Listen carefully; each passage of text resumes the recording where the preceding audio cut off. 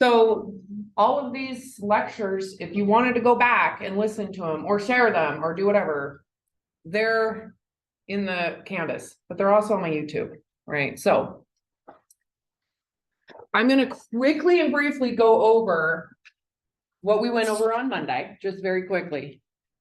So think of fuel source for the body, and just remember, this is at rest. I think I forgot to mention that. Once you start actively exercising, things are different, right? But at rest, it's very predictable. So there's 4. How many of you right now, by raise of hands, could tell me what all 4 of those are? No one remembers? Thank you. I think so. Go Fat, glucose, glycogen, and protein. Yay! Is that what you thought? Fat, glucose, glycogen, body protein, body tissue, right? So fat is our most efficient, most effective source of fuel for the body, okay? Blood sugar or glucose, okay? But, oops. Or I just feel blood glucose. It's all the same. Blood glucose is also very immediate, but ideally, it's not our primary source of fuel, because what is blood glucose regulated to feed? Your brain. That's right. It's very finitely controlled. Our bodies can produce blood glucose primarily from glycogen. Glycogen is a source of stored glucose in your liver and in your muscles. And so it makes it's super rapidly broken down, right? So this is a great source of fuel when you're going really fast. So glycogen and glucose are very fast, immediate sources of fuel. Fat takes a little bit longer process. So if you need fuel right here, right now, because you run into the bathroom, you're probably tapping into these 2. Make sense? So we're kind of always going through these. So body protein.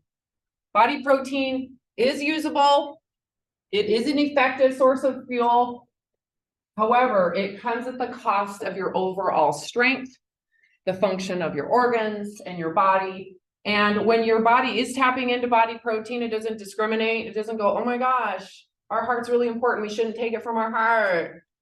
We won't do that. No, it takes it from your heart, takes it from your skeletal muscle, takes it from all over the body, because more than anything, the most important organ in the body that rules everything is your brain. So your body will do everything it can to make sure that this is regulated, because this is your brain's food. It prefers glucose. There's a blood-brain barrier that won't allow lipids to get up there. Your lipids cannot feed your brain. It likes this. It prefers this. It wants this. You can use ketones, but that's because of this. We don't want that so much, right? So what determines all of this at rest is what hormone? Leptin. What were you thinking? I just replaced with an R. So leptin. Leptin is secreted not only from your fat cells, but in different organs, different areas in your brain, in the body. But when you get blood tests of leptin, it's primarily coming from your fat. Your fat is what really determines the degree that it is running through your system and speaking to your other organs. And what the message is that we are secure, we're fed, right? So leptin regulates hunger. You need to know this. You need to know this. There will be a quiz. You need to know. Fat is our primary source of fuel. Glucose is the brain's fuel, but it can be used in exercise. Glycogen is also fuel for the skeletal muscle in the system when you're sprinting. Protein is starving. It's when your body is not efficiently and effectively providing this. So what determines this is if this is doing its job. What determines that is this hormone. Okay? If this hormone is elevated, there's no hunger. Right? It doesn't mean you're full. Leptin doesn't make you full. It just removes the pain and angst of hunger, which is in the brain. Not in your stomach, it's in your brain. Right? If leptin levels are too low, so leptin's high, hunger goes down. Leptin is too low, hunger goes up. Can someone tell me why? Why? Why is it so important that when leptin levels are low, your urge to eat physically goes up? What is it about food? Food is bad. Food, yes, I mean, it has all the macro micronutrients, but that has to digest. There's a big process between when food actually gets usable to be fuel, and we don't know where it's going to get stored yet. So there's something else. You're right, but in terms of this, nope. Why is it that food is so important for hunger? I know this sounds like such a dumb question. I know it does. But you need to know this. Because food, even the thought of food, the palate, the taste of food stimulates leptin. So as soon as your mind is thinking, I'm going to eat, it's going to taste good, there is a degree of leptin that begins to be secreted. Food stimulates this hormone, and this hormone immediately allows your fat to produce fuel. So it's an immediate fuel release. As soon as you put that food in your mouth, that food is not digested. It's nowhere close to being available for fuel. The calories you just ate are not supplying the fuel. So how is it that you feel better once you've eaten? Even though we know it's in your gut, it's not digested yet. How do you feel better when you eat when the food you ate isn't even available? It's this hormone. So as soon as you eat, as soon as the food touches that palate, the brain, the pleasure center of the brain, the whole body's like, sweet, let it go. So leptin starts to get stimulated from your fat cells. It gets stimulated in the brain. Hunger goes away, even though the food you just ate isn't even available. So if you are not hungry, leptin levels are elevated.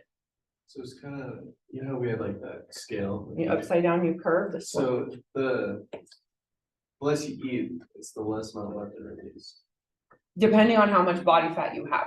Yes. So there's a point at which how much you eat. So let's just say on that hunger scale that we went over, here's 5, here's 6, 4, 3, 2, misery 1, misery going to the hospital 10, got to unbutton your pants and fall asleep 9, I'm full, burping and farting and disgusted and 7.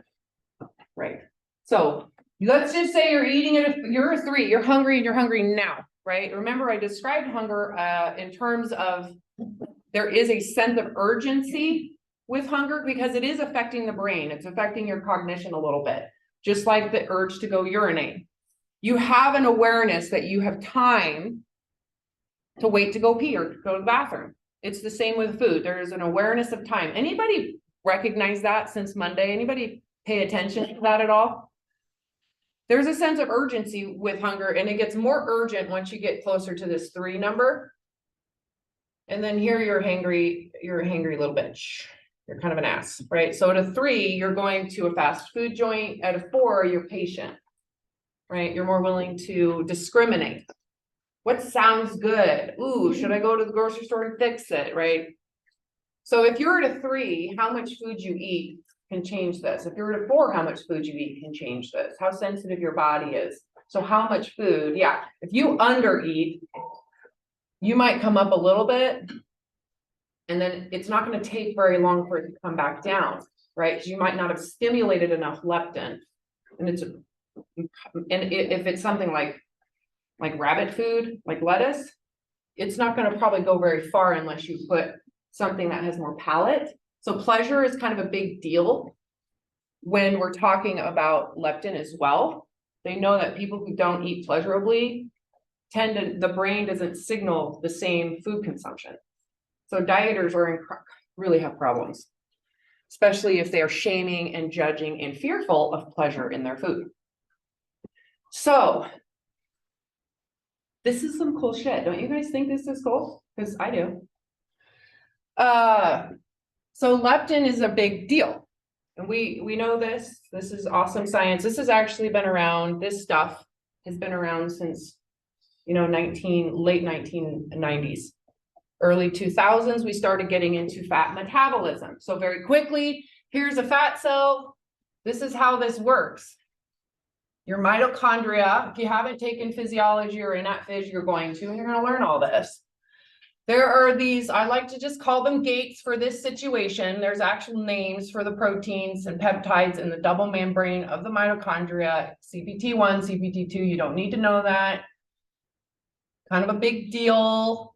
This is where, electron transport chain occurs. This is where Krebs cycle occurs in here. There's a lot that goes on this mitochondria. And what allows a lipid, so this is your lipid, this is a fatty acid strand. What allows this to actually be used is leptin.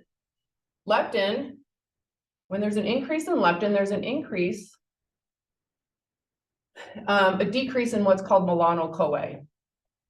This right here likes to sit at the binding site and make it not active. Is leptin already in the cell or is it Yeah, it's produced, created in the cell. It's yes, big peptide hormone. So when it's elevated, what happens is this melanocoa goes down. You don't need to know this, but this little bugger right here likes to hang out on this gate, on this little hole right there.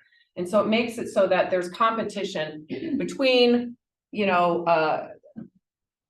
competition for leptin to get into those gates. So if leptin is, or excuse me, the lipid, the fatty acid. So if leptin is elevated, there's less of this, which means more of these are now open. So think of it as a gate opener to your mitochondria. So as leptin levels rise, this fatty acid can go bing, attach, and then get completely detached, dissociated, and can be used then through beta oxidation to provide fuel for the body. So then this stored fuel gets to break down and gets to become our gasoline. This isn't gasoline yet. It becomes gasoline when it's converted in the mitochondria. So as leptin levels rise, more fuel is available. So this is where it gets cool. They thought, oh shit, someone who's obese must not have enough leptin, right? Because they're not burning fat. It's very difficult to lose fat. They're not burning fat. They must be hungry all the time. So then they said, oh, that's leptin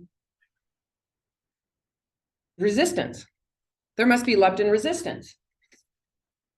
They made the assumption in the lab that people are obese because they're hungry all the time without actually working in a clinic where you actually talk to people and work on emotional eating issues. I never talked to anybody, but that was an assumption that there is leptin resistance.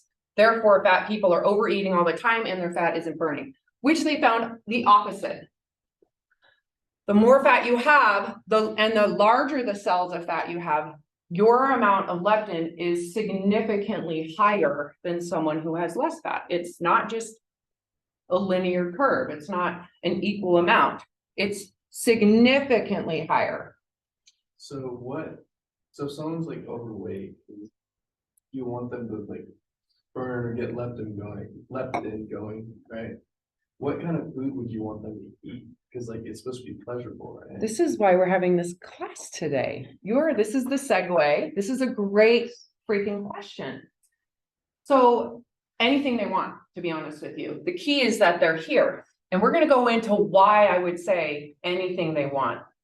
Because there are psychological mechanisms, primal mechanisms that took thousands and thousands of hundreds of millions of years to evolve to make us be very, very aware of if we have access to food, if it's available, if it's going away, is it healthy to eat? If these things are triggered insecure, the psychological need for food skyrockets.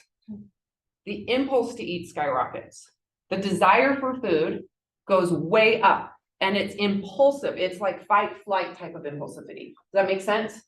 So if I say you can only eat this type of food, guess what's going to happen? To anybody in this room, you cannot eat that food anymore. Yes. Tons of research on it.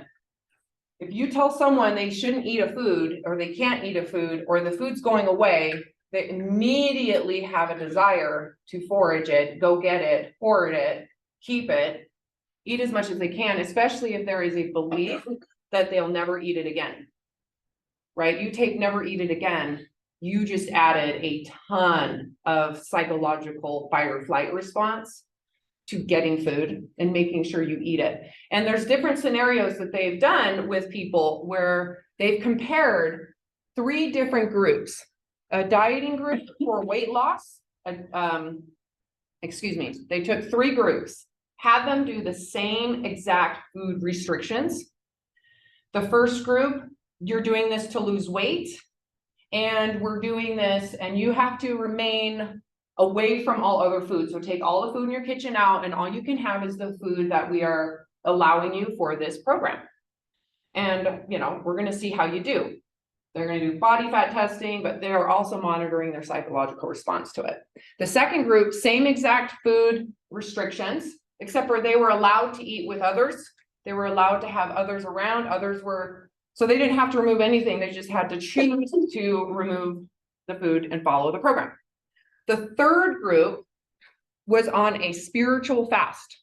So very different context, right? Very different reasoning around the food restriction. So we're going to do this for a cause, for a spiritual purpose. And they compared how these 3 groups responded during and after, before, during, after, and how they related to food. Specifically binge eating behavior. Which group do you think had the highest, well, the way that they describe it in the research is, looks like binge eating. This is binge eating. Which group do you think had binge eating behavior after the fact? Anybody have a guess? The group that was isolated in a way? What do you guys think? The group that was restricted. Well, they all 3 had the same restriction. So the first group The one that, were removed from all food. from that, Okay, so you're agreeing. So both were, anybody else have a different idea? What was the second group? Second was they were to remove the food, but they were still around others that had food. So they had the same food in their home. They were to just follow this diet while everybody had food around them. I think 2. Anybody else think group 2? How about the spiritual fast group? Anybody? So how many think group 1? Group 1 was isolated, removed. Group 2 was surrounded by food. Group 2 is correct. What they found is the feelings of being deprived and withheld. So imagine being in the Holocaust and you're seeing everybody outside those gates eating and being healthy, but everybody inside is starving and dying. How it feels. It's like just right in front of you. And you're being withheld. So it's an affront to your survival. Someone is taking food from you. You're not allowed. So it becomes extremely threatening to the brain. So you're more likely to steal food. You're more likely to hide food, and you're more likely to binge eat it as quickly as you can. So if you're in the diet industry, you know what they like to do. They like to say you have no willpower. You honestly think that anybody is going to be able to turn off a millennia of evolution around protecting their life with food when it's been taken from them? And then we're going to shame them in return. So by being around abundance and being withheld, it's like you're creating a artificial famine while food is abundant everywhere. Very confusing to the brain, and you are more likely to binge. The second one was the group that was isolated. They just didn't have the opportunity to feel that deprived, even though they might have felt deprived. They still overate. So group 1 still overate, they just did not binge eat. So the defense mechanisms weren't as intense.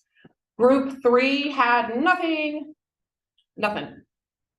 Same restrictions for a different reason, totally different response. Is there weight loss for you or? It's irrelevant. If they made that, it would have been interesting to find if that mattered. Chances are, who do you think it would have mattered to the most? Group 2, because they would have needed incentive to deal with the angst and the survival mechanisms that were being triggered. I have to get some freaking reward, because the irritability in the brain around that fight or flight response is going to be really high. You're going to demand a higher weight loss. So the more someone has this feeling of deprivation or having an affront, do you know what I mean by something's an affront? That's like a threat to your access to food while food is available, like it's being taken from you, the more intense the impulses are. So put yourself in this frame of mind. Famine. Everybody's in famine. There is lack of access to food. How would you respond to that? Would it be different than you're not allowed food, but everybody else is allowed food? Would that feel different? So again, go into famine mode. How would you, what's your first psychological reaction to that? There's famine. Nobody has access. You have a very small amount. How would you relate to that food in that case? Your amount of food, how would you relate to it? Would you want to binge eat on it? Notice how that goes it like doesn't exist. No, why would you do that? You would probably, how many of you are thinking, well, I would ration it? Right, that is instinctive. That's hardwired in every single person here. That's a survival mechanism with food. That innate knowledge to ration exists without you needing to be taught that. The cool thing is you've never had to, right? So when you take the other side of it, which is you're rationing food while everybody else is living in the abundance, and you're doing it to prove your worth so that people can think you're valuable because you're losing weight. How's that feel? What is rationing?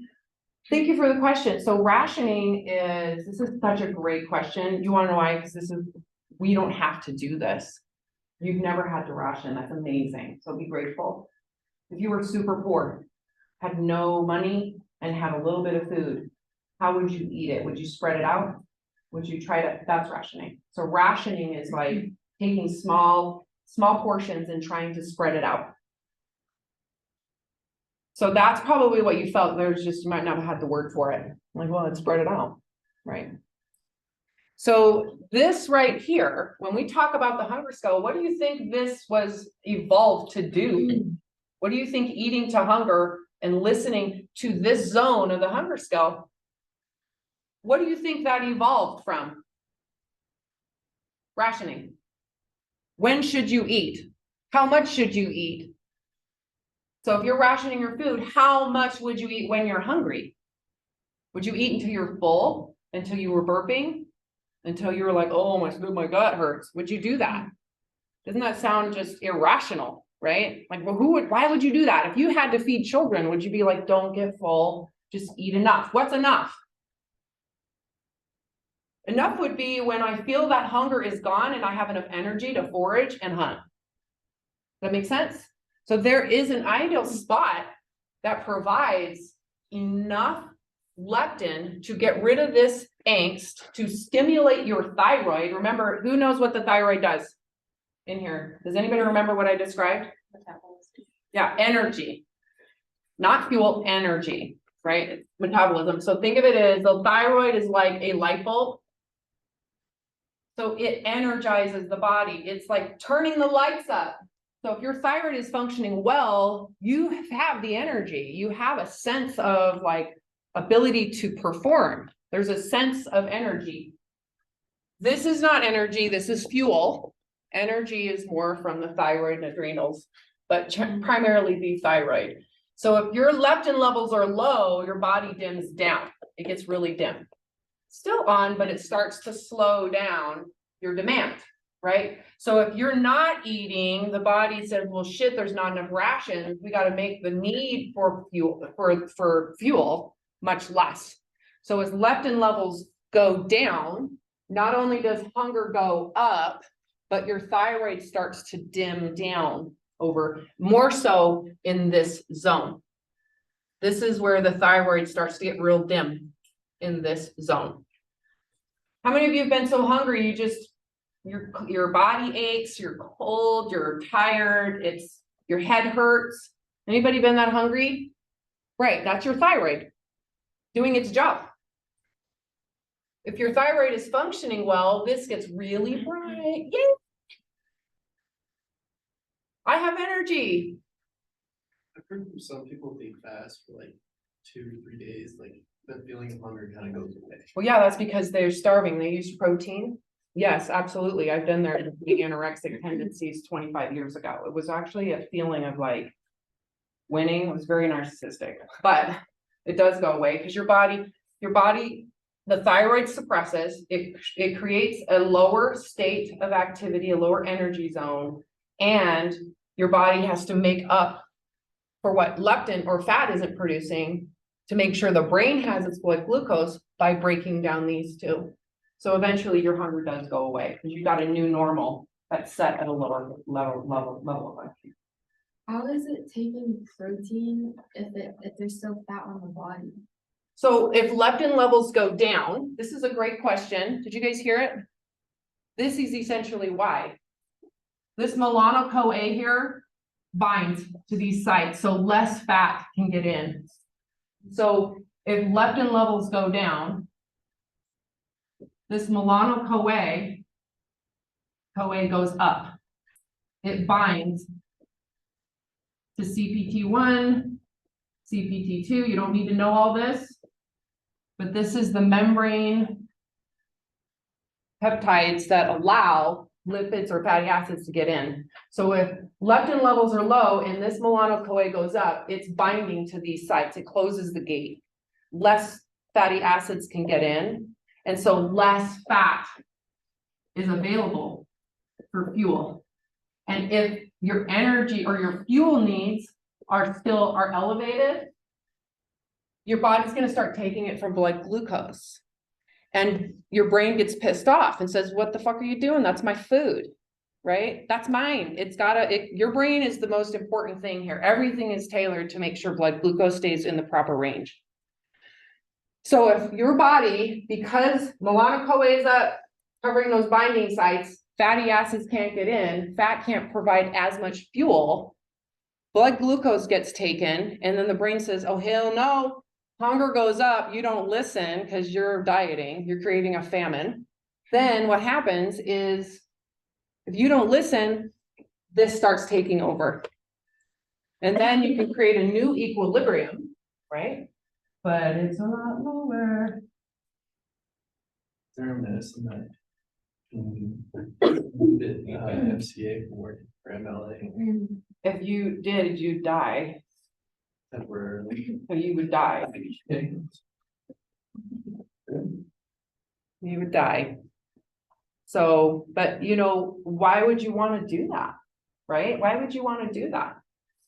Really, it's not that hard to hit this zone. This is what you're trying to do. So why would you need to take something when you've got the ideal zone for your body, for your organs, for your sleep-wake cycles, diurnal rhythms, stress patterns, right? If you can maintain this Goldilocks zone.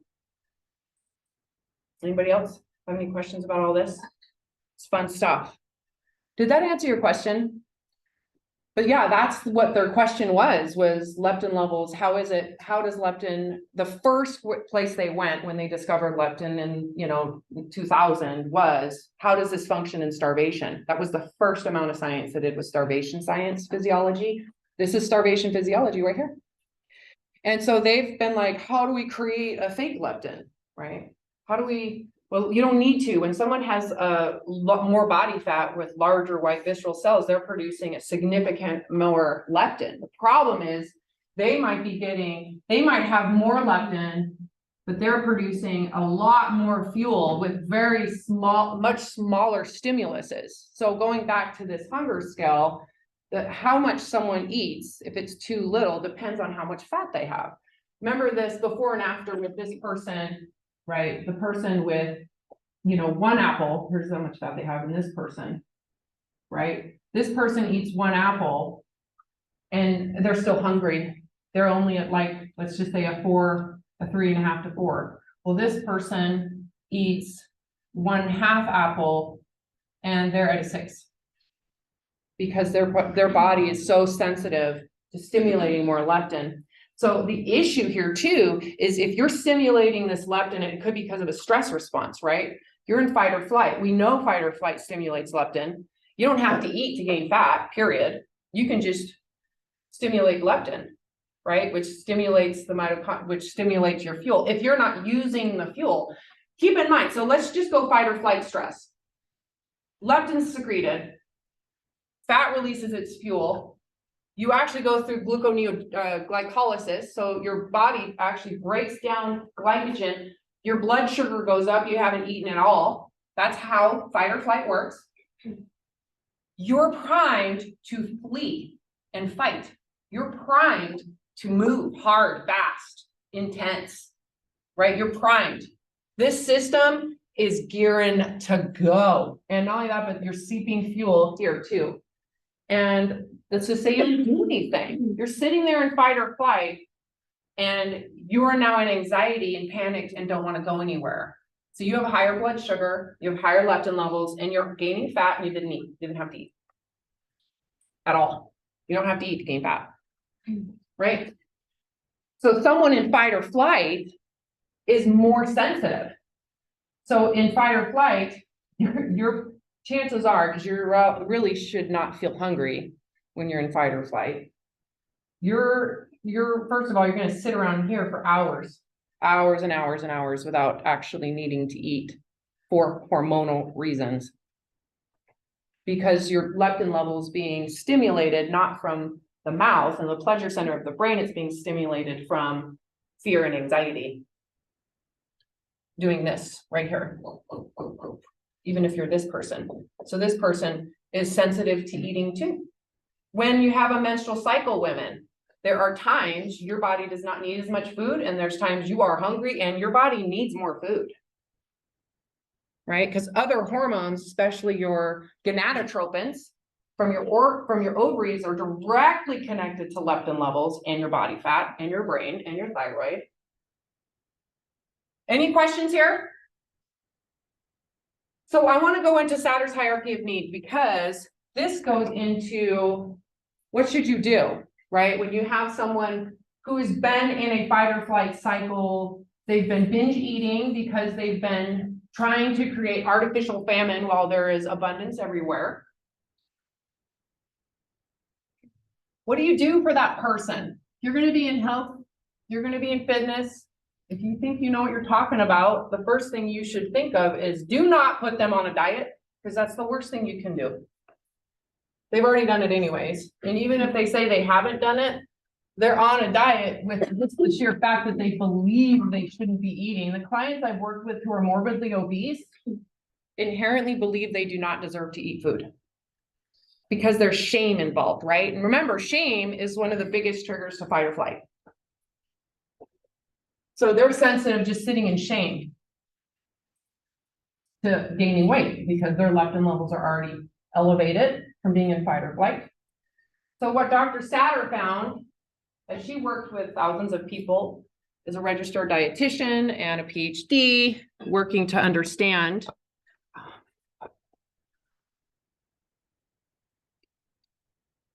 all this, is that there were real issues, especially with parents raising children in with a diet mindset. The children had problems with food issues.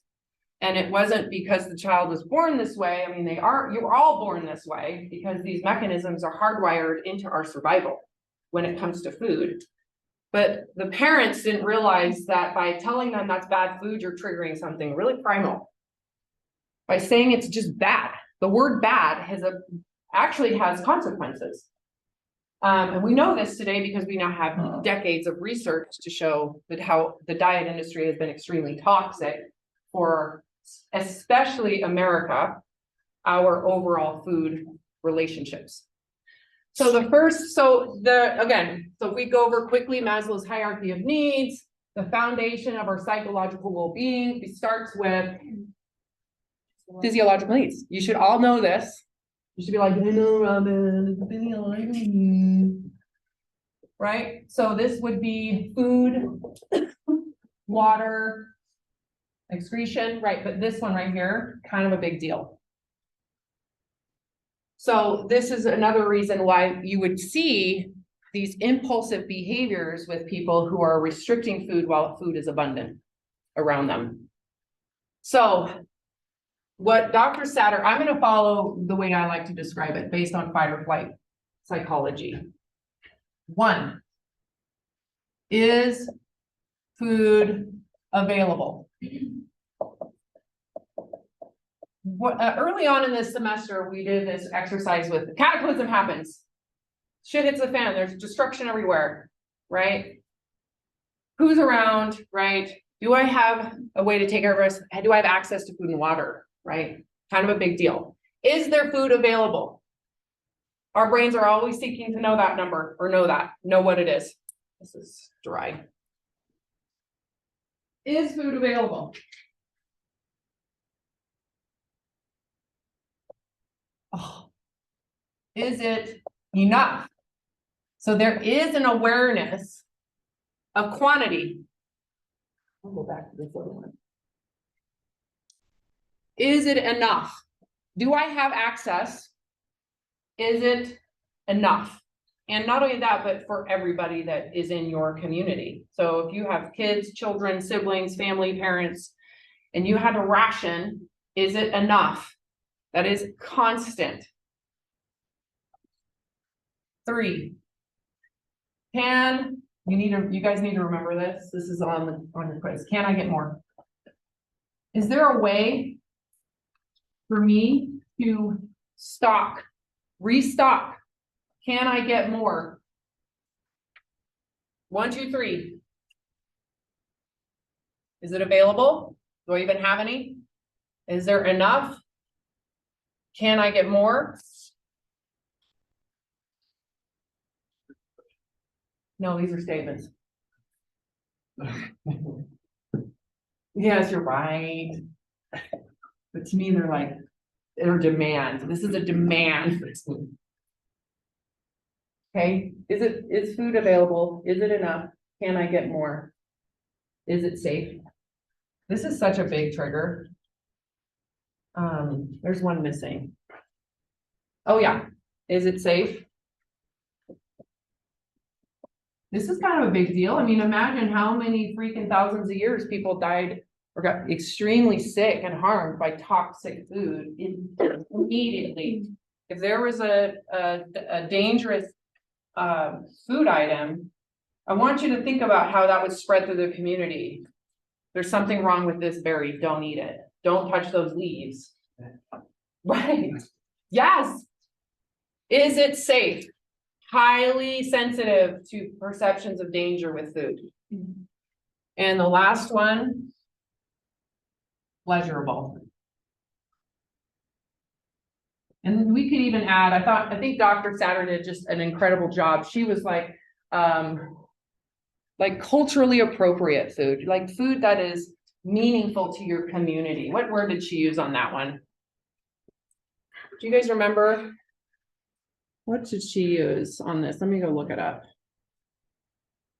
Novelty, that was the word. Novelty food. Because food is such a huge part, remember with this hierarchy, so environment, belonging. Do you remember how these are so tied in together? All of these? Because you're more likely to find food and environmental safety, physiological, and if you belong, right? So this is why we have such issues with self-worth, belonging, value. Most everybody's anxiety and depression is triggered from insecure belonging, right? So food is something that we do to share and to symbolize inclusion. It's important to sit at the table, break bread, set your table. Like, how much of you love to have like a good meal with people you care about? How many of you like that? There's a reason. It has everything to do with this. It's not a personality trait, it's a human trait. We are all that way. Food is very important to feeling connected and for our belonging. These are wired together, right? So as soon as you say, you don't belong because you're fat, you piece of shit, go on a diet, you're basically saying you get none of it.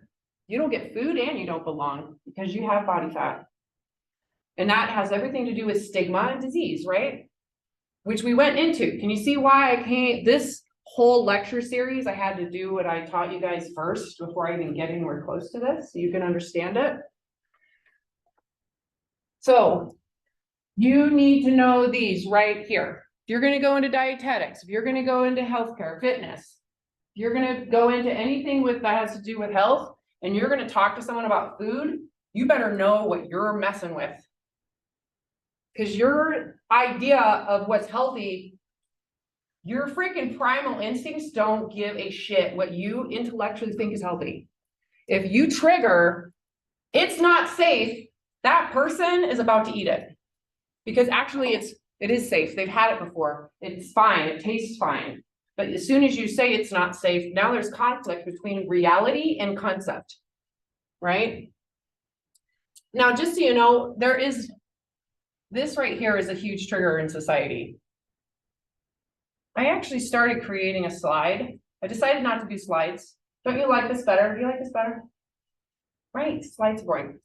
And they take me hours. How much diet industry uses inflammatory, extreme fear-mongering around dangerous food, and how really bad that is for the psychology of anybody who believes it. The key is that you recognize that what they're trying to do is intentionally trigger something, because all of us are wired, our brains are looking for it. What's dangerous? Oh my God, I saw that one ad said broccoli was dangerous. It's too acidic. I'm literally laughing because that's really funny. Anyways, Things like trans fats. well, see, trans fats. So if you have a trans fat, are you dying right now? Why? Did you know water is toxic? I don't know if you guys knew this. Water is toxic. You can die of overwatering yourself. You can drink too much water and die. Water is freaking toxic. If you smoke a cigarette, one, are you gonna die? No, but if you have a 2 packs a day for 20 years, you're probably gonna have a problem, right? So are trans fats really worth triggering this? Just think about what happens when you are worried about trans fats. So they've done studies on people who naturally like to look at labels. What do you think they found about their overall well-being? Someone who looks at labels more often than people who don't care. Struggle. They're not safe with food. There's some food insecurity issues underneath it all. That the person divulged after the fact, right? That they have an aunt that was morbidly obese that they thought was disgusting and slavish. So they're going to make sure that they're not that. So they're not disgusting and slavish. So they become like holier than thou, food supremacists, blah, blah, blah. Anyway, so there's no harm in watching labels just out of interest. But if you're looking out of fear of being toxic, you're already toxic. You don't even need to eat the food. So this is something they found as well with research. They took people, non-dieters and dieters, right? And they had them have consistent, they were like foods that were deemed bad. And they looked at inflammatory markers once the person eats the food. Same food, they tried to find same similar physiques, same everything. And what do you think they found? The difference was in inflammatory markers eating the same food between the two groups, the dieting group or the non-dieting group. who had substantially and significantly higher physical reaction to inflammatory markers with those foods. What do you think? Did you say something? I was just saying people looking at The dieters had a far more inflammatory response to those foods than the people who didn't have a feeling here nor there about the foods. Your beliefs about the danger of the food predisposes you to have an inflammatory response. So when you look at research that just looks at the inflammatory response without taking into detail the context of the mind of that person, that is inappropriate research. That's just in a vacuum. You can't translate that to, you can translate it to one thing, but not into reality with how the human brain works, right? The other thing that they found too, people that do not diet don't have the same pleasure signal to food. They don't get the same high because it's not special to them. They haven't done anything wrong. So it's not like, they don't get the same high off of the same amount of food. That makes sense. Whereas if someone is depriving the food and not allowing themselves to eat it, if given the opportunity to eat it, what happens to the pleasure center of their brain compared to someone who is always allowed to eat it when they really want it? So I've been on specific diets for inflammation. Right, yeah. So I would ask about why you're inflamed to start with. I have a diet. So is it started with a medical condition or is it start with some type of unaddressed trauma? Started with that. Right, so you could do it, but chances are it's not going to work for very long. You might want to find another resolution. That's what I would recommend. There's a lot of problems with, because you end up being obsessed about food. I've yet to meet someone who's not, who has these issues. You have to, this is what happens to every single human. It's not just a you thing. Food becomes hyper-focused in importance. And so you're not necessarily, the other thing is when someone is using food is they're not looking at other issues.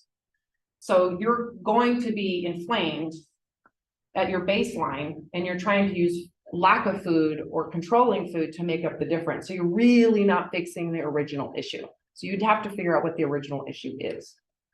So it's a Band-Aid.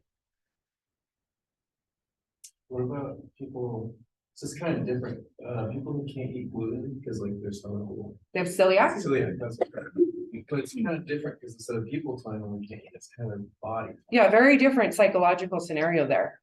Because they're not being deprived of something that it's a different thing. Because it's a negative experience. So they don't necessarily think, poor me, I'm withheld. Right. So someone who gets anaphylactic reaction to peanut butter isn't necessarily going to feel deprived of peanut butter because there's an acceptance process. So yeah, I love what you just said about the inflammatory response because of something different. So for example, if I broke my leg, I'm going to have an internal inflammatory issue. My need for food is significantly less, period. So if let's just say you were born with an autoimmune, let's say you have type 1 diabetes or whatever, your need for food is substantially less because your body's kind of got this central nervous system that's elevated. So if you eat to hunger, right? So if let's just say you stay inside the zone, chances are you're going to stay relatively, at least from the food side. I don't know if you're hearing me. If you were to eat to hunger, relatively staying in this zone, you should be able, unless you have an autoimmune response like celiacs, you should be able to eat like a normal person and stay in this zone without having to be hyperly obsessed over what's in food, which ultimately results in most people having overconsumption issues because they're triggering a lot of this. Recently, there's been a massive, it's not recent, like 10 years, the largest influx of people seeking help, psychological help, is with eating disorders. And it's very specifically a it's orthorexia. How many of you have heard of orthorexia? It's basically when someone is so obsessed about healthy eating that it creates issues in their life. So they won't go out to dinner. They are super, super hyper micro controlling of food because they think they're gonna have an inflammatory response, right? Because they're in fight or flight. The other thing is they become very self-righteous about their food choices. They think their healthiness makes them superior. And there's more disconnection with other people. So they stop going out. They actually start to have issues at home. They eat less and less food, trying to be healthier and healthier, and they end up having more diseases, more inflammation.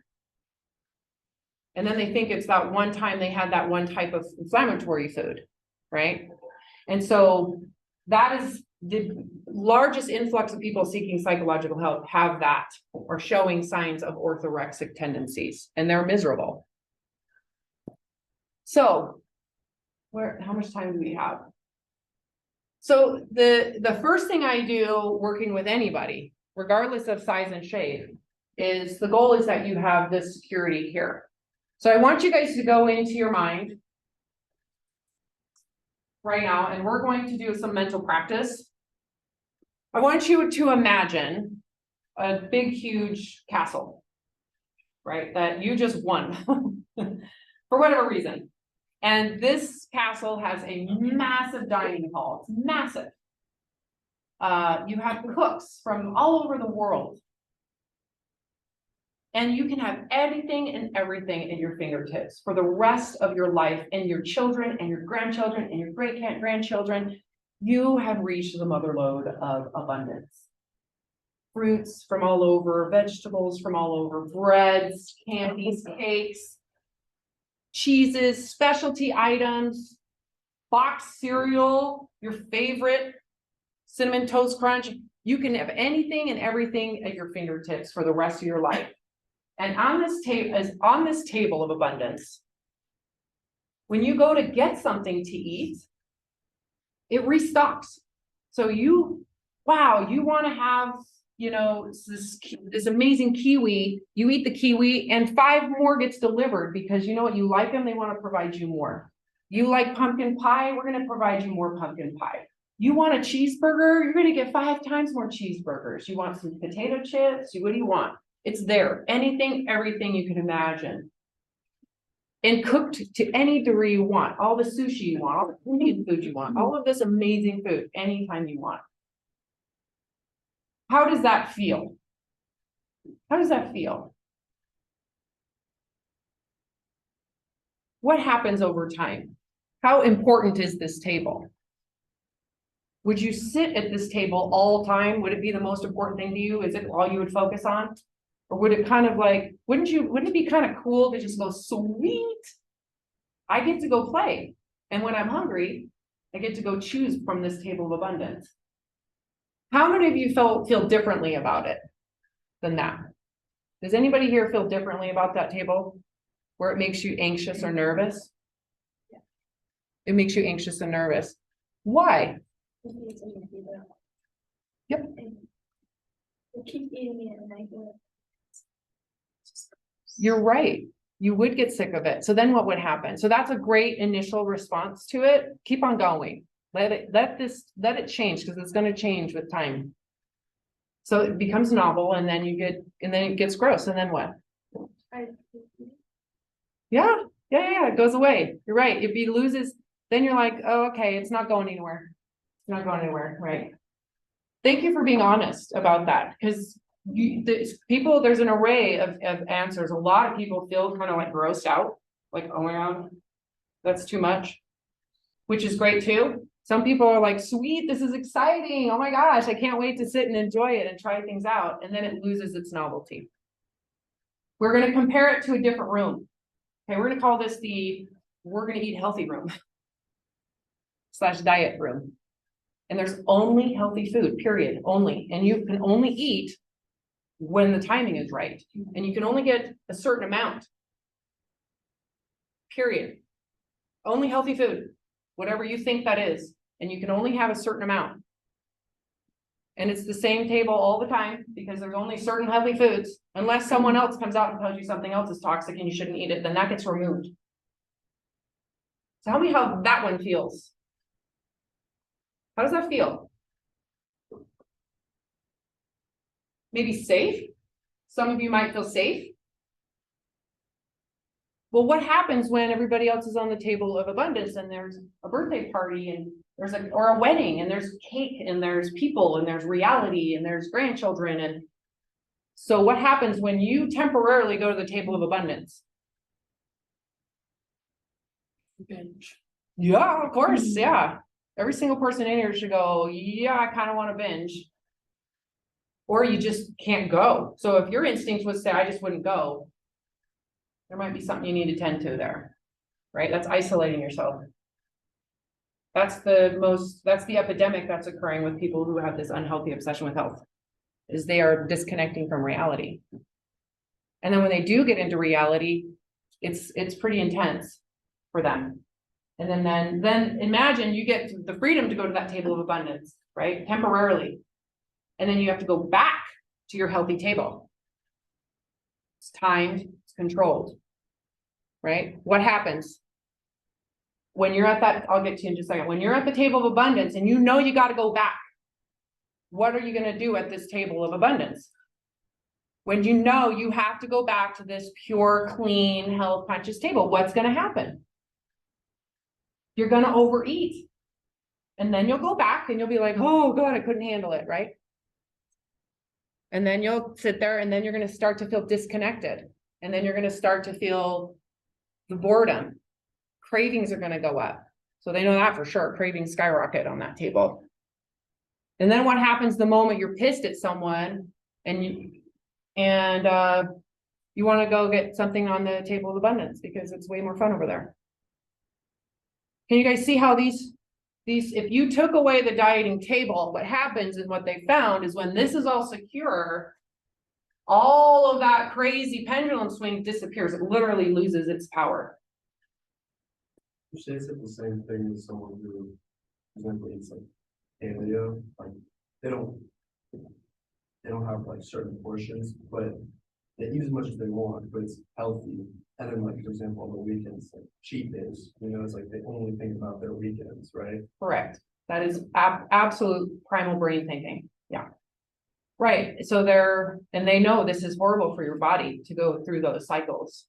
It's terrible for your digestion. It has long-term consequences when you do that. Right. And then you're more inflamed because of the isolation from food. So people who also remove food become more sensitive to food. And so it's kind of like self-fulfilling prophecy. Let's say you remove all gluten, not because you need to, but because someone shamed you into it or feared you into it. You're actually going to be more sensitive to gluten when you reintroduce it. Same thing with someone who goes vegetarian or vegan. How many of you are vegan or vegetarian? No shame. There's no shame in that. But if you were to all of a sudden go eat some dairy or meat, you're going to have a problem, and it's dangerous. Pancreatitis and the dumping syndrome that occurs is a dangerous thing. I would never recommend someone who is a vegan go eat a burger. You might want to just a bite to start, right? Because your body becomes more and more sensitive to the restrictions that you've done. People who are orthoanorexic are highly inflamed all the time, and they have to have a low inflammatory food to stay neutral. If they eat normal, they do feel like shit. It's not just psychological, they do physically feel ill, right? So this is an important thing. Is food available? So as soon as someone feels a shame about their body, so this is where body image ties in, because that's what we're dealing with today. We're not dealing with a third world country, right? We're not. We're dealing with people who are trying to create famine while their food is abundant. And we have an entire industry profiting on selling famines. Think about that. How many businesses sell famine in the diet industry? I mean, all of them are, right?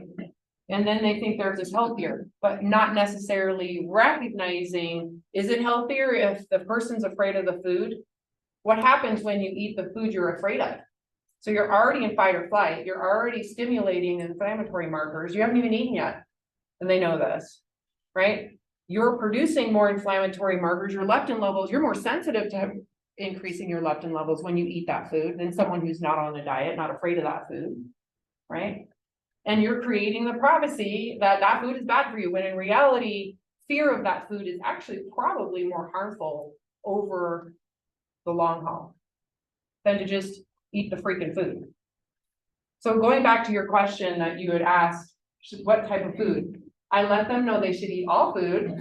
Because as soon as you do that, I have worked with thousands of people and majority binge eating disorder, okay, and bulimia. And of course, I was anorexic and I was bulimic and I was a exercise bulimic. And I will tell you right now, when I came out of that, my body was very different than when it was in it in terms of sensitivity to food. It was almost instantaneous difference in how my body felt around food. Just being around food I deemed unhealthy made me nervous, sensitive.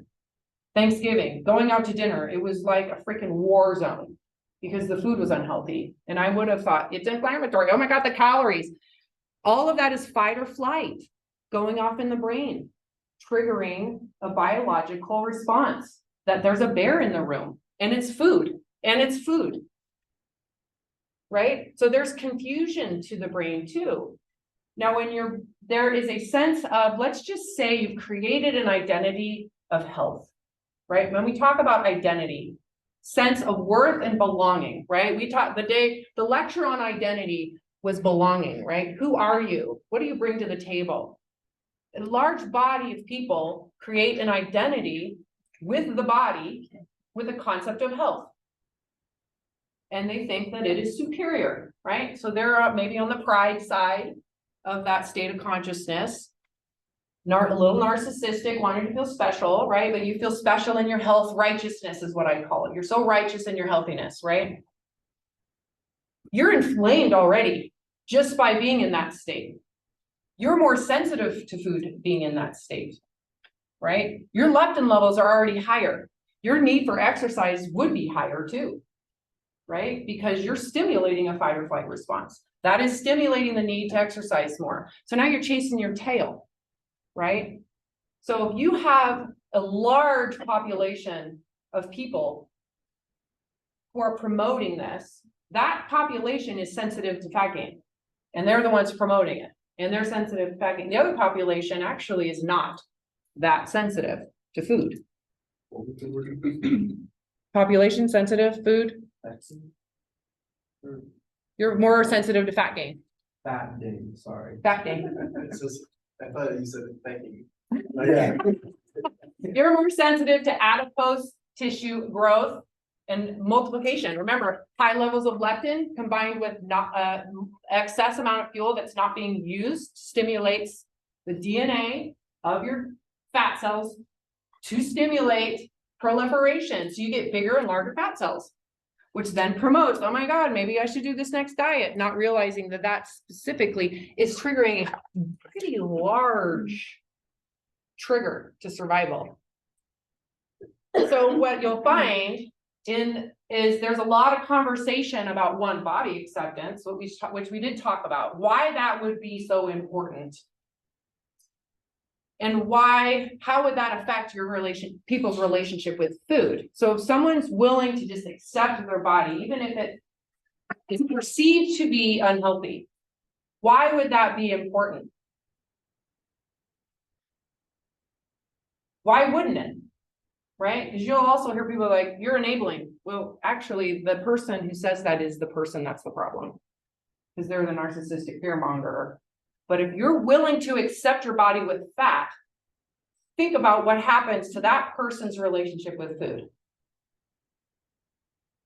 What do you think? What would happen to someone who has been dieting and putting themselves in a position because of the diets to have a binge eating issue, right? If you get rid of the underlying shame about body fat that is promoting the dieting, what is going to happen to their relationship with food? Anybody have a guess? They're not gonna feel bad about eating like certain foods that not gonna restrict their diet. Yes, they know. Yes, that's a fact. That's what they found. Yeah. So they no longer feel bad about food. So they no longer feel the urge to restrict food. What do you think that does to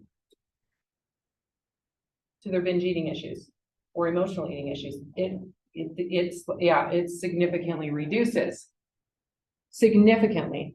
But if they have underlying shame, underlying fears of health, it's very difficult for them to not have that chaos.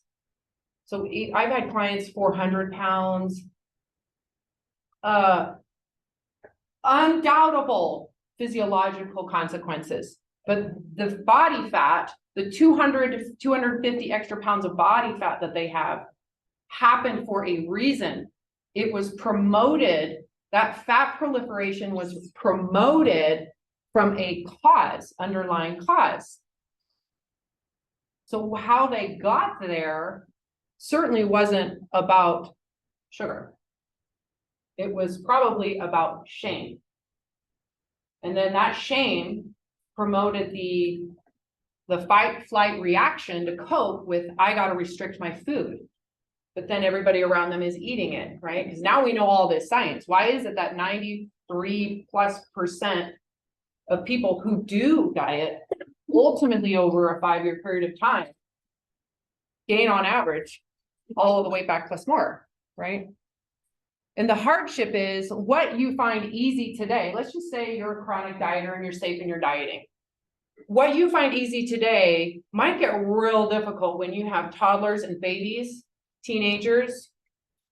It might not be the cool thing anymore. It might have changed. There might be a lot of differences when your life gets more really unrealistic to maintain some type of restriction that you did to belong because you want to be healthy for belonging reasons, not for reality reasons.